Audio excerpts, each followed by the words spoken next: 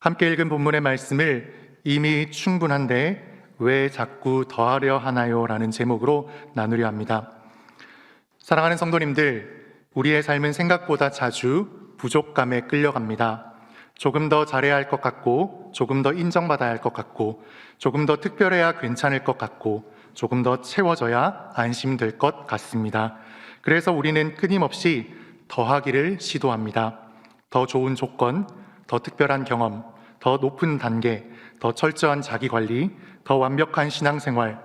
그런데 문제는 이 같은 더가 우리를 완전히 만족시키지 못하며 우리의 현재와 미래 또한 완전히 보장해 주지도 못한다는 것입니다. 시험이 끝나면 또 다른 걱정이 생기고, 일이 해결되면 어느샌가 또 다른 불안이 찾아오고, 목표를 이루어도 또 다른 결핍을 우리는 느끼게 됩니다.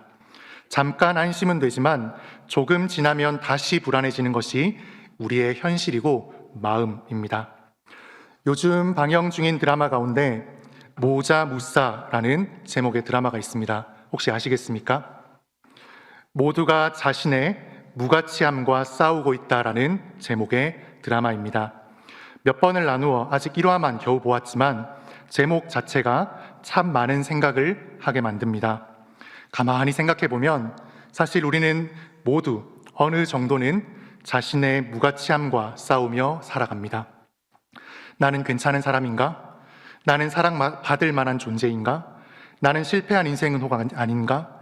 나는 왜 이렇게 부족한가? 사람들은 그 불안을 덮기 위해 계속 무언가를 더 붙들려고 합니다. 누군가는 성공으로, 누군가는 인정으로, 누군가는 자기 관리로, 누군가는 종교적 열심으로 자기 존재를 증명하려 합니다. 삶의 모습에 차이는 있겠으나 골로새 교회도 예외는 아니었습니다. 그때 거짓 교사들이 골로새 성도들에게 말했습니다. 예수님만으로는 부족하다. 율법 규정도 더 지켜야 한다. 특별한 영적 체험도 필요하다. 금욕적인 훈련도 더 해야 한다. 오늘 본문은 단지 옛날 이야기만이 아닙니다. 오늘 본문은 지금 우리 삶 속으로도 깊이 들어옵니다. 왜냐하면 우리 역시 여전히 그리스도로 충분하지 않은 것 같다는 부족감과 불안 속에서 살아가고 있기 때문입니다. 오늘 말씀은 우리의 아주 현실적인 모습과 삶을 향해 묻습니다. 너는 지금 무엇으로 내 존재를 확인하고 있느냐? 무엇이 무너지면 너도 함께 무너질 것 같으냐? 왜 자꾸 예수님 외에 다른 것을 붙들려 하느냐? 오늘 말씀이 비추어주는 우리의 세 가지 모습을 함께 살펴보려 합니다. 첫 번째는 사람은 자꾸 눈에 보이는 규칙으로 자신을 확인하려 한다는 것입니다. 두 번째는 사람은 자꾸 특별한 체험으로 자신을 높이려 한다는 것입니다. 세 번째는 사람은 자꾸 자기 힘으로 자신을 완성하려 한다는 것입니다. 우리의 민낯을 말씀에 비추어 정직하게 살피면서 사도 바울이 오늘 본문에서 아주 단언하게 선언하는 말도 우리의 마음에 함께 새겨가려 합니다. 그리스도 안에 이미 충만이 있다. 실체는 그리스도다. 그러므로 머리이신 그리스도를 붙들라. 이 사도 바울의 말을 우리가 함께 붙들기 위해서 앞서 이야기했던 한 가지씩의 우리의 모습을 함께 살피려 합니다. 첫 번째는 사람은 자꾸 눈에 보이는 규칙으로 자신을 확인하려 한다는 것입니다. 16절입니다. 그러므로 먹고 마시는 것과 절기나 초하루나 안식일을 이유로 누구든지 너희를 판단하지 못하게 하라. 거짓 교사들은 구약의 음식 규례와 절기 규정을 매우 강조했습니다.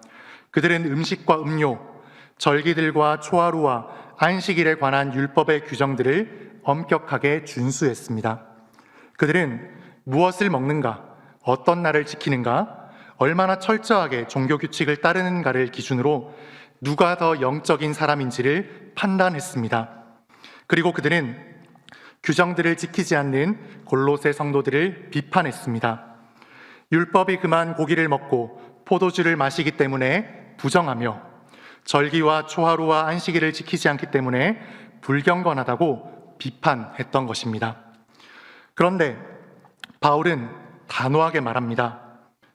거짓 교사들의 정죄를 거부하라. 그렇게 말할 수 있는 이유, 바울이 이렇게 말할 수 있는 이유가 무엇입니까? 17절을 살펴보겠습니다. 이것들은 장래일의 그림자이나 몸은 그리스도의 것이니라. 조금 더 번역을 해보겠습니다. 그런 것들은 장차 올 것들의 그림자입니다. 하지만 실체는 그리스도에게 속해 있습니다. 여기서 핵심은 그림자와 실체입니다. 구약의 절기와 안식일과 음식규례는 분명히 하나님께서 주신 것이었습니다. 그러나 그것들은 어디까지나 장차 오실 그리스도를 가리키는 그림자였습니다. 예를 들어 우리는 그림자를 보고 누군가 오고 있다는 것을 알 수 있습니다. 흔히 어린 아이들이 부모님이 오는 것을 그림자를 보면서 우와, 누군가 오고 있네, 우리 아빠일까 생각할 수 있습니다. 그런데 그 그림자를 보면서 누가 오는지 알 수 있고 또 오는 것을 경험하게 되는데, 기다리는 사람이 눈앞에 왔는데도 만약 그 아이가 계속 그림자만 붙들고 있다면 어떠할까요? 기다리던 엄마가 와서 그 눈앞에 서 있었는데 그 아빠와 엄마는 별로 보지 않고 자꾸 그림자만 보고 있으면 이것이 맞는 일일까요? 매우 이상한 일이겠지요. 마찬가지입니다. 예수님께서 오셔서 참된 안식을 이루셨고 참된 정결을 이루셨고 참된 구원을 이루셨습니다. 그러므로 이제 성도는 그림자가 아니라 실체이신 그리스도를 붙드는 자들입니다. 신약의 성도들은 구약의 성도들과 달리 모든 음식을 감사함으로 받습니다. 신약의 성도들은 구약의 성도들과 달리 1년에 3차례의 절기를 지키지 않으며, 물론 우리가 지키는 절기들은 있지만 구약에 지켰던 것들과는 다르지요. 매달 첫날의 나팔을 우리는 불지도 않습니다. 왜냐하면 매일매일이 그리스도 안에서 기도와 기쁨의 날이기 때문입니다. 또한 신약의 성도들은 안식일 자체를 신성하게 여기지 않습니다. 안식일이 지향한 주일이 그리스도로 말미암아 이루어진 그런 구원을 축하하는 날이며 부활을 소망하면서 기뻐하고 안식하는 날이라는 것을 알기 때문입니다. 그래서 신약의 성도들은 주일을 소중히 여기고 날마다 잔치의 기쁨을 누리면서 모든 날을 또한 거룩하게 여깁니다. 매 주일마다 메리 크리스마스라고 우리가 인사를 하면서 그리스도 안에서 우리에게 이루신 그 기쁨을 함께 누리고 있죠. 그림자에 불과한 것들을 영원한 규정처럼 지키는 것은 구원 역사의 시계를 뒤로 돌리고 그릇된 멍에를 메고 있는 것과 다를 바 없습니다. 우리의 삶 속에서도 조금 다른 면이 있긴 하지만 이러한 일이 반복됩니다. 우리도 자꾸 눈에 보이는 기준으로 자신을 확인하려 합니다. 학생들은 성적이 자기 존재 가치처럼 느껴질 때가 참 많이 있지요. 청년들은 어떻습니까? 취업과 스펙이 그리고 결혼 유무가 자기 정체성처럼 느껴질 때가 있습니다. 부모님들은 어떻습니까? 자녀들의 모습이 자신의 인생의 평가처럼 느껴질 때가 참 많지요. 직장인들은요, 성과와 인정이 자기 존재를 결정하는 것처럼 느껴질 때가 참 많을 것입니다. 신앙 안에서도 마찬가지입니다. 나는 왜 저 사람처럼 뜨겁지 않을까? 나는 왜 기도가 잘 안 될까? 나는 왜 이렇게 부족할까? 그래서 우리는 신앙생활을 하면서도 마음이 계속 조급할 수 있습니다.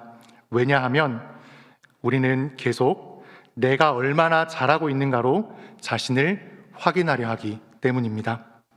물론 훈련 중요합니다. 예배, 경건 모두 중요합니다.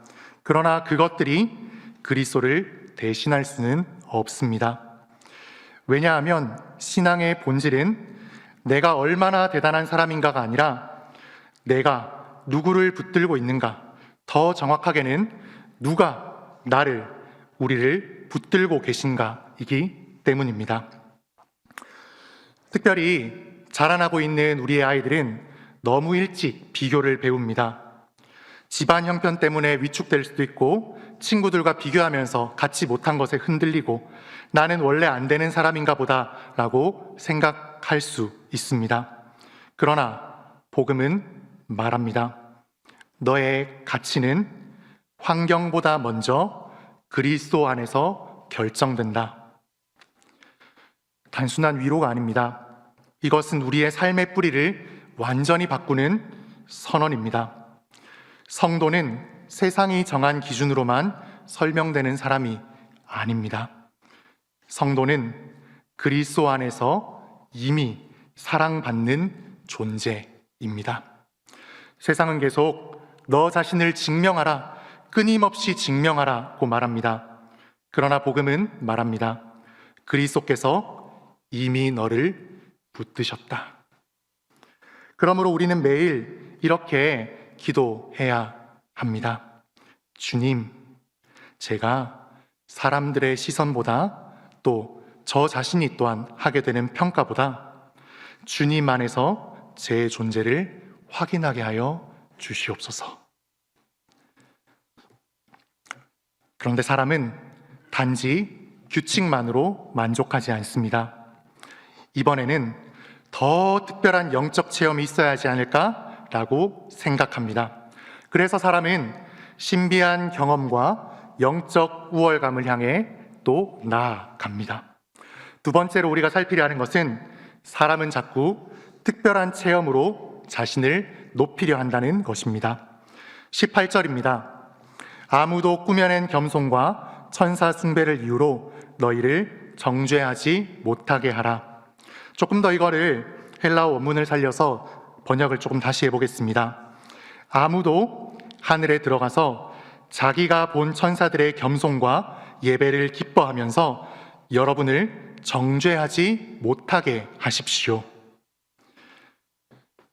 여기서 바울은 거짓 교사들의 신비주의를 경고합니다.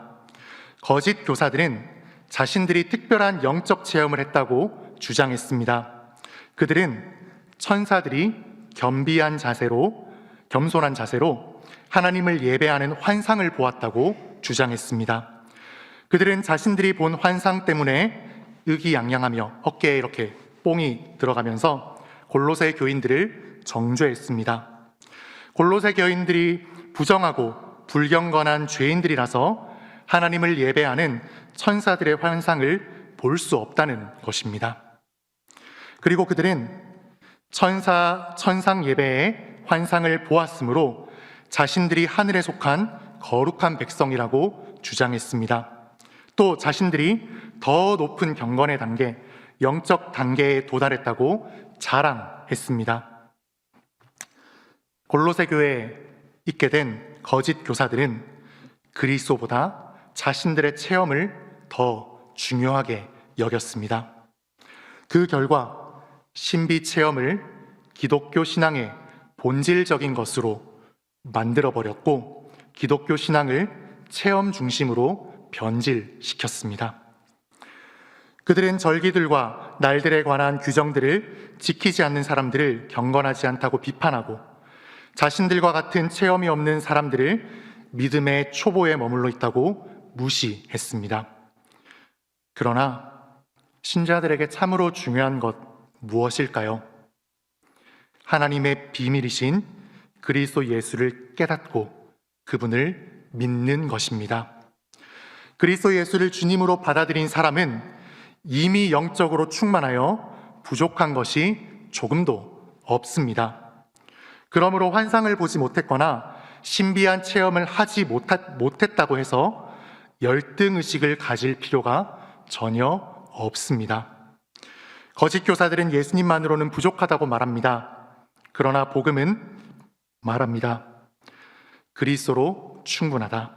그리스도 안에서 담대히 하나님께 나아가라. 오늘날에도 우리는 비슷한 유혹을 받습니다. 오늘날에도 우리는 계속해서 듣는 복음보다 특별한 체험을 더 중요하게 여길 때가 있습니다. 말씀보다 분위기, 복음보다 느낌, 그리스도보다 신비 체험. 그러나 바울은 말합니다. 19절입니다. 머리를 붙들지 아니하는지라. 핵심은 이것입니다. 체험 자체가 문제는 아닙니다. 하나님께서 체험하게 하시는 일들이 분명히 있을 수 있습니다. 그것들을 다 부정할 필요는 없지요. 그럼 문제는 무엇입니까? 그리스도를 놓치고 있다는 것입니다. 몸인 교회는 머리이신 그리스도로부터 생명을 공급받습니다. 그러므로 교회의 성장은 특별한 체험이 아니라 그리스도와의 연결에서, 관계에서 항상 옵니다. 여기서 조금 이 부분을 축소해서 우리의 삶을 또 돌아보면 좋겠습니다. 반복되는 삶 속에서 지친 성도님들 계십니까? 사실 많으실 것 같습니다. 사랑하는 성도님들, 이 말씀은 반복되는 삶 속에서 지친 우리 모든 성도들에게 큰 위로가 됩니다. 특별히 이거는 제 삶에서 이제 경험하는 부분입니다. 이미 겪으신 분들, 대단하신 우리 부모님들이 많으시지만 육아를 하다 보면 육아에 지치게 되는 일들이 참 많이 있는 것 같습니다. 아마 남편보다는 아내가 더욱 그러할 것입니다. 치우고, 먹이고, 기다리고, 참아주고, 이것이 계속 반복되지요. 그래서 부모는 종종 나는 아무것도 못하고 있는 것 같다라고 느낄 때도 있습니다. 그런데 정말 그럴까요? 하나님 나라의 성장은 원래 조용할 때가 많습니다. 씨앗은 소리 없이, 소리가 없더라도 분명히 자랍니다. 자라게 하시는 분은 하나님이십니다. 우리는 육아뿐만이 아닙니다. 반복되는 삶의 일상에서 이렇게 다람쥐 쳇바퀴 돌아가듯이 돌아가는 내 삶이 정말 의미가 있나? 특별한 경험도 체험도 뭔가 근사해 보이는 뭔가 내세울 것도 없는 이런 삶이 의미가 있나? 의미가 있습니다. 우리는 하나님께서 선물해 주신 관계와 허락해 주시는 삶의 자리에서 기도하고 사랑하고 인내하며 살아가지요. 이 삶 자체가 아주 큰 의미가 있습니다. 하나님께서는 이 삶 가운데 계속해서 우리를 신실하게 붙드시고 우리를 자라게 하십니다. 그런데 사람은 여기서도 멈추지 않습니다. 눈에 보이는 기준으로 특별한 체험으로 자신을 내보이고 증명하려 했다면 이번에는 나를 더 엄격하게 다루면 변화될 수 있을 거야 라고 생각합니다. 그래서 자기 억제, 금욕으로 흘러갑니다. 세 번째입니다. 사람은 자꾸 자기 힘으로 자신을 완성하려 한다는 것입니다. 20절입니다. 너희가 세상의 초등학문에서 그리스도와 함께 죽었거든 어찌하여 세상에 사는 것과 같이 규례에 순종하느냐. 당시 거짓 교사들은 금욕주의를 강조했습니다. 붙잡지도 말고 맛보지도 말고 만지지도 말라. 그들은 금지 규정들을 지키면서 금욕을 하고 몸을 괴롭게 하면 하나님을 예배하는 천사들의 환상을 볼 수 있다고 가르쳤을 것입니다. 또 그들은 이 환상을 보는 것이 하늘에 속한 거룩한 백성의 증거이며 경건의 높은 단계에 도달한 증거라고 주장했을 것입니다. 콜럼버스의 달걀처럼 지금 우리가 이미 지난 시간에서 그 말들을 들어보면 에이 말도 안 되는 소리라고 할 수도 있습니다. 그러나 오늘날에도 우리가 이 같은 일들을 경험하게 되면 마음이 혹할 때가 있습니다. 겉으로 보면 매우 경건해 보이기도 하고 자기 절제가 굉장히 뛰어난 어떤 것처럼 보이기도 하고 또 그것이 멋있어 보일 수도 있습니다. 그런데 바울은 놀라운 말을 합니다. 23절입니다. 이런 것들은 자의적 숭배와 겸손과 몸을 괴롭게 하는데 지혜 있는 모양이나 오직 육체 따르는 것을 금하는 데는 조금도 유익이 없느니라. 이 부분도 우리가 조금 더 이해하기 쉽게 다시 한번 이야기해 보겠습니다. 이 규정들은 스스로 택한 예배와 겸손과 몸을 괴롭게 하는 것에는 지혜의 모양을 갖고 있으나 실은 아무 가치가 없고 단지 육체의 만족을 위한 것입니다. 여기서 육체의 만족이란 옛 사람의 자기 만족을 가리킵니다. 사도 바울은 거짓 교사들이 만든 규정들이 지혜롭게 보이고 경건에 도움을 줄 것처럼 보이지만 사실은 자기 만족을 위한 것이라고 단호하게 일침을 가합니다. 거짓 교사들은 실제로 그 규정들을 엄격하게 준수함으로써 자신들이 정결하다는 자기 만족에 빠지고 말았습니다. 거짓 교사들은 정결을 지키고 신비한 체험을 하기 위해 규정들을 만들었습니다. 그러나 그 규정들은 사람이 고안한 것에 지나지 않습니다. 물론 사람이 만든 규정들을 모두 배격하는 것, 현명한 것은 분명 아닙니다. 한국 교회가 지켜온 금주, 금연, 새벽 기도와 같은 이러한 신앙의 전통은 우리의 경건 생활에 매우 유익한 부분들이 있습니다. 하지만 이런 규정과 전통을 절대적인 경건함의 표지로 간주하는 것은 옳지 않습니다. 우리는 사람이 만든 규정들이나 전통은 철저하게 지키면서 하나님께서 요구하시는 더 중요한 것들은 무시하고 있지 않은지 반드시 돌아보아야 합니다. 야고보서 1장 27절은 하나님 앞에서 정결하고 더러움이 없는 경건함은 환난을 당하는 고아와 과부를 돌보는 것이며 새 속에 물들지 않는 것이라고 우리에게 말씀합니다. 우리는 고아와 과부 같은 약자들을 돌보는 것을 외면하면서도 새벽 기도를 드린다는 이유로 자신의 믿음이 좋다고 착각하지 말아야 합니다. 거짓말을 하고 또 때로는 성적인 죄를 지으면서도 금주와 금연을 한다는 이유로 자신이 경건하다고 생각하는 위선에도 빠지지 말아야 합니다. 기독교 신앙에서 중요한 것은 금욕이 아니라 그리스도와의 관계입니다. 금식과 금욕 같은 또한 절제는 그리스도와의 관계가 깊어지는데 유익해야 합니다. 그리스도와의 관계보다 금식, 금욕, 절제를 더 중요하게 여기는 것은 분명히 우리가 생각해 보아야 될 잘못된 지점들입니다. 그런데 여기서 한 가지 중요한 균형을 우리는 또 붙들어야 합니다. 오늘 말씀을 혹 잘못 들으면 그러면 아무것도 하지 말라는 것인가? 라고 생각할 수도 있습니다. 절대 그렇지 않습니다.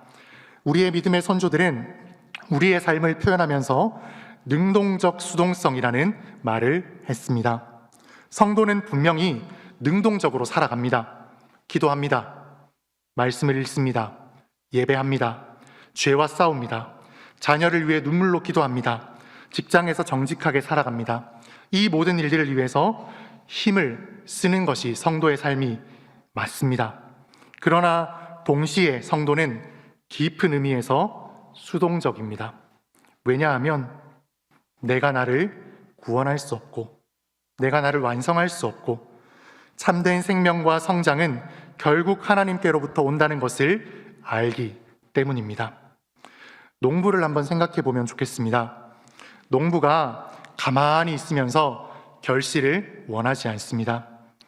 밭을 열심히 갈고 씨를 열심히 뿌리고 물도 열심히 주고 잡초도 열심히 뽑습니다. 그러나 농부는 압니다. 생명을 자라게 하는 힘은 자기 손에 있지 않다는 것을 압니다. 신앙도 그렇습니다. 우리는 기도하지만 기도 자체가 우리를 구원하는 것은 아닙니다. 우리는 애쓰지만 우리의 애씀 자체가 우리를 완성하지는 못합니다. 우리를 자라게 하시는 분은 머리이신 그리스도이십니다. 그래서 성도의 삶은 가만히 주저앉는 삶도 아니고 자기 힘으로 자신을 완성하려는 삶도 아닙니다. 그리스도께 붙들린 채 순종하는 삶이 바로 성도의 삶입니다. 복음은 단순히 더 열심히 살아라 라고 말하지 않습니다.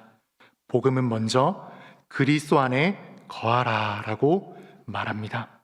왜냐하면 변화는 그저 압박에서 오는 것이 아니라 생명에서 나오기 때문입니다.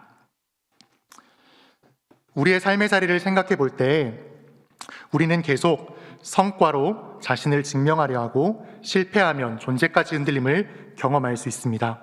그러나 복음은 계속해서 우리에게 말합니다. 너의 존재는, 그리스도 안에 있는 너의 존재와 그 삶은 성과보다 깊다. 성과보다 귀하다. 성과보다 훨씬 가치 있다. 우리는 성과로 구원받는 존재가 결코 아닙니다. 이미 그리스도 안에서 받아들여진 사람입니다. 우리 노년을 누리고 계신 성도님들에게도 마찬가지입니다.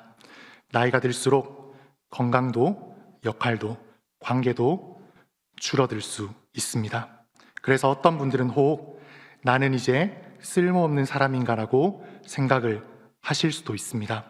그러나 복음은 우리에게 다시 말합니다. 생명의 근원은 여전히 그리스도께 있다. 몸이 약해져도, 능력이 뭔가 이전보다 떨어져도 주님께서 우리를 변함없이 신실하게 붙드십니다. 사랑하는 성도님들, 오늘 본문은 계속 우리를 한 방향으로 이끌어갑니다. 그림자가 아니라 그리스도, 신비 체험이 아니라 그리스도, 자기 완성이 아니라 그리스도. 왜냐하면 그리스도 안에 이미 충만히 있기 때문입니다. 그리스도로 충분하다는 말은 우리의 삶에 문제가 하나도 없다는 뜻 아닙니다. 실패해도 완전히 무너지지 않는다는 뜻입니다.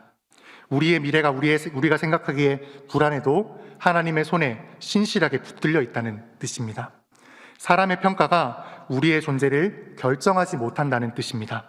죄와 연약함 속에서도 다시 돌아갈 은혜가 우리에게 있다는 것입니다. 왜냐하면 우리의 인생을 최종적으로 붙들고 계신 분이 바로 우리 주 예수 그리스도이시기 때문입니다. 그러므로 성도의 삶은 내가 나를 완성하는 삶이 아니라 그리스도께 붙들린 삶입니다. 그래서 우리는 흔들려도 완전히 무너지지 않고, 지쳐도 다시 일어나며, 부족해도 소망을 잃지 않을 수 있습니다. 살아가면서 원치 않는 관계, 상황 가운데 놓였을 때도 이것을 꼭 기억할 수 있는 우리가 되기를 소망합니다. 세상은 자신이 자기를 완성해 가야 되기 때문에 자기가 컨트롤할 수 있는 환경, 또 자기에게 더 유익이 되는 환경을 부지런히 찾아갑니다. 하지만 그리스도인은 능동적 수동성을 아까 말했다시피 우리의 시야보다 더 넓게 보신 하나님, 우리의 끝을 보시고 일하신 하나님께서 우리를 신실하게 붙들며 이끌어 가십니다. 그 속에서 우리에게 관계도 주시고 상황도 주시고 여러 가지 것들을 누리게 하십니다. 때로 눈물을 흘려야 될 때 눈물을 흘리며 하나님을 더 붙드는 우리가 되면 좋겠습니다. 또 때로 기쁨의 일을 주실 때 이것을 통해서 더 하나님을 바라보고 찬양하고 또 잘하게 하시는 그 일들을 또 함께 더 누려가면 좋겠습니다. 아무튼 우리가 오늘 같이 기도하길 원합니다. 주님, 제가 자꾸 다른 것으로 저 자신을 붙들려 했습니다. 규칙보다, 체험보다, 우리의 노력보다 오직 그리스도를 더 붙들게 하여 주시옵소서. 제 힘으로 저를 완성하려 부단히 애쓰는 걸 넘어 그리스도께 붙들린 채 살아가게 하여 주시옵소서. 이미 충분하고 충만하신 그리스도 안에서 참된 자유와 감사와 자라감을 누리게 하여 주시옵소서. 이미 충분하신 그리스도 안에 다시 깊이 뿌리 내리는 저와 우리 모든 성도님들이 되시기를 소망합니다.